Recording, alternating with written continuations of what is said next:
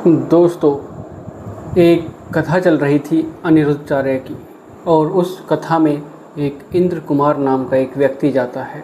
और जब वो उस कथा में जाता है तो महाराज जी से उसकी बातें होती हैं। और फिर वो महाराज जी से कहता है, अनिरुद्धाचार्य जी से कहता है कि महाराज, मेरी शादी करा दीजिए। मैं 45 साल का हो गया हूँ, लेकिन मेरी अभी तक शादी नहीं हुई है। और फिर दोस्तों, उसके कुछ दिन बाद उसके पास एक फ्रेंड रिक्वेस्ट जाती है फेसबुक पर। और जब वो उसको एक्सेप्ट करता है और फिर उसकी शादी हो जाती है उस लड़की से जिसकी फ्रेंड रिक्वेस्ट आई थी। और फिर जब शादी के कुछ ही दिन बाद उसकी बॉडी एक सड़क किनारे हाईवे पर मिलती है। दोस्तों, जब इस बात का खुलासा होता है तो सबके पैरों के तले से ज़मीन खिसक जाती है कि जिस लड़की ने पहले उसे फ्रेंड रिक्वेस्ट भेजी फेसबुक पर, फिर उससे शादी की और फिर वो लुटेरी दुल्हन बन गई। तो दोस्तों, जानते हैं आज की इस कहानी के माध्यम से पूरी घटना को शुरू से आखिर तक। दोस्तों, अगर आप चैनल पर पहली बार हैं, चैनल को सब्सक्राइब करें, वीडियो को लाइक करें, शेयर करें और कमेंट करें। बेल आइकन ज़रूर दबाएं जिससे कि मेरे आने वाली हर एक वीडियो आप तक पहुंच सके और आप क्राइम से रूबरू हो सके। तो दोस्तों, चलते हैं, जानते हैं शुरू से आखिर तक पूरी घटना को। नमस्कार दोस्तों, मैं अनुज। आज आपके लिए जो कहानी लेकर आया हूँ, ये घटना लेकर आया हूँ, ये है मध्य प्रदेश की। दोस्तों, मध्य प्रदेश का एक जबलपुर ज़िला है और उसी का एक थाना लगता है मंझौली। दोस्तों, वहीं का एक गांव लगता है पड़वाऊ गांव। दोस्तों, उस गांव में एक इंद्र कुमार नाम का लड़का व्यक्ति रहता है जिसकी उम्र 45 साल होती है।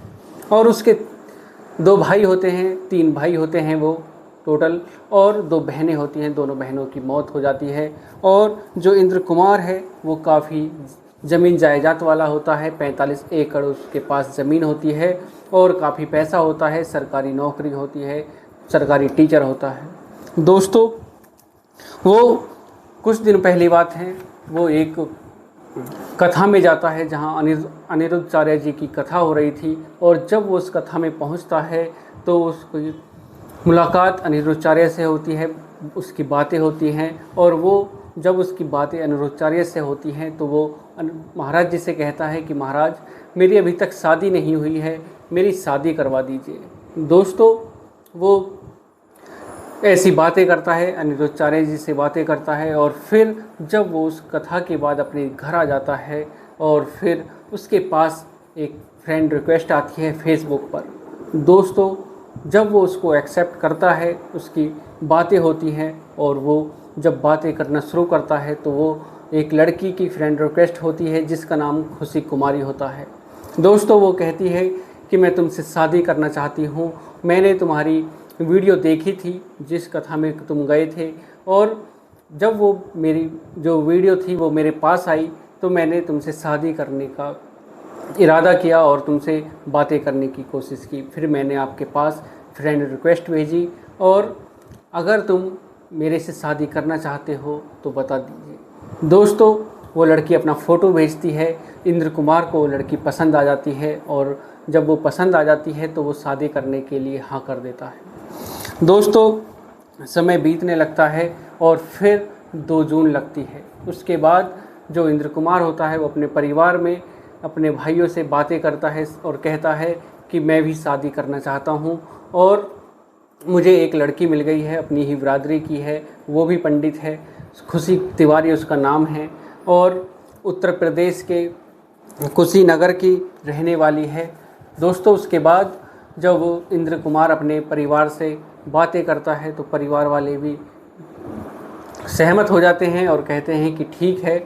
और इंद्र कुमार 2 जून को अपने परिवार से कहता है कि मैं शादी करने के लिए जा रहा हूँ, ज़्यादा कुछ इंतज़ाम है नहीं, सिर्फ जाना है और शादी करके वापस आ जाना है। दोस्तों, उसके बाद जब इंद्र कुमार शादी करने के लिए 2 जून के लिए निकलता है और उत्तर प्रदेश के कुशीनगर के आटा कोतवाली की रहने वाली कुशीनगर खुशी तिवारी के पास जब वो पहुंचता है और वहां पर पहुंचने के बाद खुशी तिवारी से मिलता है और खुशी तिवारी उससे शादी करती है।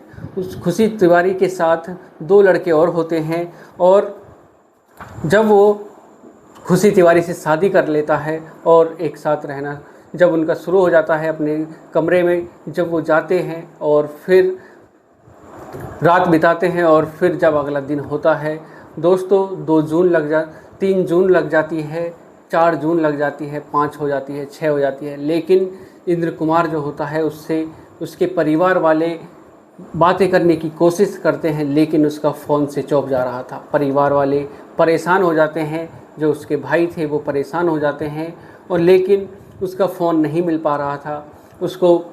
उससे संपर्क करने की कोशिश करते हैं जो भाई होते हैं और परिवार में जो लोग होते हैं, उससे इंद्र कुमार से बातें करने की कोशिश करते हैं, लेकिन उससे बातें नहीं हो पा रही थी। 7 जून हो जाती है और 8 जून को जब परिवार वाले थाने में पहुंचते हैं और थाने में पहुंचने के बाद मंझौली थाने में पहुंचते हैं और थानेदार साहब से कहते हैं कि साहब, हमारा भाई उत्तर प्रदेश के कुशीनगर में गया था शादी करने के लिए, और कुछ जेवरात वगैरह भी और कुछ पैसे लेकर वो अपनी शादी करने के लिए गया था, लेकिन अभी तक वो वापस नहीं आया है। 2 जून को वो शादी करने के लिए निकला और आज 8 जून हो गई है, उसका कोई पता नहीं चल पा रहा है, और जो उसका मोबाइल नंबर है वो भी स्विच ऑफ जा रहा है।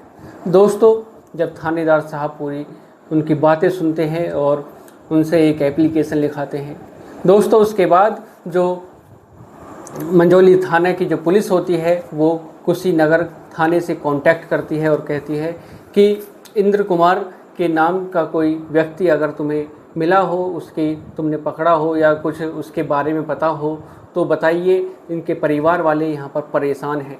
और जब जो आटा कोतवाली होती है उनसे वो पूछताछ करते हैं, और जब जो कुशीनगर थाने की जो पुलिस होती है वो कहती है कि नहीं, ऐसा तो कुछ है नहीं, लेकिन अभी कुछ दिन पहले की बात है, एक बॉडी मिली है और वो हाईवे के पास झाड़ियों में मिली है। अगर इसके बारे में जो पता हो तो देख लेना, हम आपके पास फ़ोटो भेज रहे हैं। जब उत्तर प्रदेश की जो कुशीनगर की जो थाने की पुलिस होती है वो मंझौली थाने की पुलिस को फ़ोटो भेजती है, और जब मंझौली थाने के पास वो फ़ोटो जाता है और जब मंझौली थाने की पुलिस इंद्र कुमार के परिवार वालों को वो फ़ोटो दिखाती है तो इंद्र कुमार का परिवार चीखें मारने लगता है, रोने लगता है, और उनकी हालत ख़राब हो जाती है और वो कहते हैं कि हाँ, यही हमारा भाई है इंद्र कुमार। दोस्तों, जब उसके बाद मंझौली थाने की पुलिस पूरी कहानी को बताती है तो जब दोनों पुलिस को पूरा कंफर्म हो जाता है कि जो लड़की है जिसने इसको बुलाया है उसी ने ये सब किया है, और फिर उसके बाद जब खुलासा होता है दोस्तों, उसके बाद जो खुशी तिवारी होती है वो खुशी तिवारी नहीं थी, जबकि साइना बानो होती है। और जब पुलिस को यह पता चलता है कि जो खुशी तिवारी के नाम से जिसने शादी की थी, फ्रेंड रिक्वेस्ट भेजी थी फेसबुक पर और फिर शादी रचाई और शादी रचाने के बाद उसकी हत्या कर दी है, तो दोस्तों उसके बाद जो पुलिस होती है वो खुशी तिवारी को अरेस्ट करती है और उससे पूछताछ करती है। जब खुशी तिवारी से पूछताछ होती है तो वो कहती है कि हाँ, जब मेरे पास इंद्र कुमार की वीडियो आई थी और मैंने उसमें देखा कि इंद्र कुमार शादी करना चाहता है और उसकी उम्र भी 45 साल है, लेकिन अभी तक उसकी शादी नहीं हुई है और उसके पास ज़मीन भी खूब है और वो पैसे वाला भी है, तब मैं एक प्लान बनाती हूँ और मैं अपने 2 दोस्तों के साथ प्लान बनाती हूँ और फिर फ्रेंड रिक्वेस्ट भेजती हूँ फेसबुक पर इंद्र कुमार के पास, और जब वो एक्सेप्ट करता है और हमारी दोनों की बातें होती हैं तो मैं शादी की डिमांड रखती हूँ और कहती हूँ कि तुम मेरे से शादी करना चाहते हो। और इंद्र कुमार शादी के लिए काफ़ी उत्साहित था और वो हाँ कर देता है, और फिर मैं उनसे कहती हूँ कि तुम एक लाल जोड़ा ले आना जिसे पहनकर मैं तुम्हारे यहाँ पर दुल्हन बनकर जाऊँगी, और कुछ जेवरात भी ले आना जिन्हें मैं पहन कर जाऊँगी, और कुछ पैसे भी अपने साथ ले आना। और जब इंद्र कुमार यहाँ पर आता है और हम शादी करते हैं, और शादी करने के बाद जब हम अपने कमरे में जाते हैं और कमरे में पहुँचने के बाद मैं उस पर चाकू से ताबड़तोड़ वार कर देती हूँ, और जब उसकी हत्या हो जाती है और उसको गाड़ी में डालते हैं मैं और मेरे दोस्त, और उसको हाईवे के पास झाड़ियों में फेंक देते हैं। और जो उसके पास जेवरात थे, पैसे थे, नकदी थी, वो सब लेकर हम तीनों बांट लेते हैं और फिर वहाँ से फरार हो जाते हैं। और दोस्तों, जब खुशी तिवारी पूरी कहानी को बताती है तो सबके पैरों के तले से ज़मीन खिसक जाती है।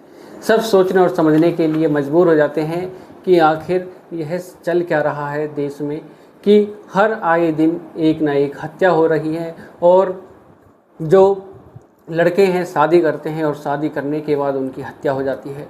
दोस्तों, उस लड़की ने, खुशी तिवारी ने, अगर उसको पैसे चाहिए थे तो वो ऐसे ही मांग सकती थी इंद्र कुमार से, उसकी हत्या करने की क्या ज़रूरत थी। और फिर पुलिस खुशी तिवारी को गिरफ्तार करती है और उसके दोस्त जो होते हैं उनको भी गिरफ्तार करती है और जेल में डाल देती है। तो दोस्तों, आज की जो एक कहानी है, इसको सुनाने का उद्देश्य किसी को परेशान करना नहीं, किसी का दिल दुखाना नहीं, बल्कि आपको जागरूक करना है, सचेत करना है, सावधान करना है। सुरक्षित रहें, सावधान रहें, सतर्क रहें। दोस्तों, मिलते हैं एक और घटना के साथ। आज के लिए सिर्फ इतना ही। अगर आप चैनल पर पहली बार हैं, चैनल को सब्सक्राइब करें, वीडियो को लाइक करें, शेयर करें और कमेंट करें। बेल आइकन ज़रूर दबाएं, जिससे कि मेरे आने वाली हर एक वीडियो आप तक पहुंच सके और आप क्राइम से रूबरू हो सके। तो दोस्तों, मिलते हैं एक और घटना के साथ। आज के लिए सिर्फ इतना ही। नमस्कार, जय श्री श्याम।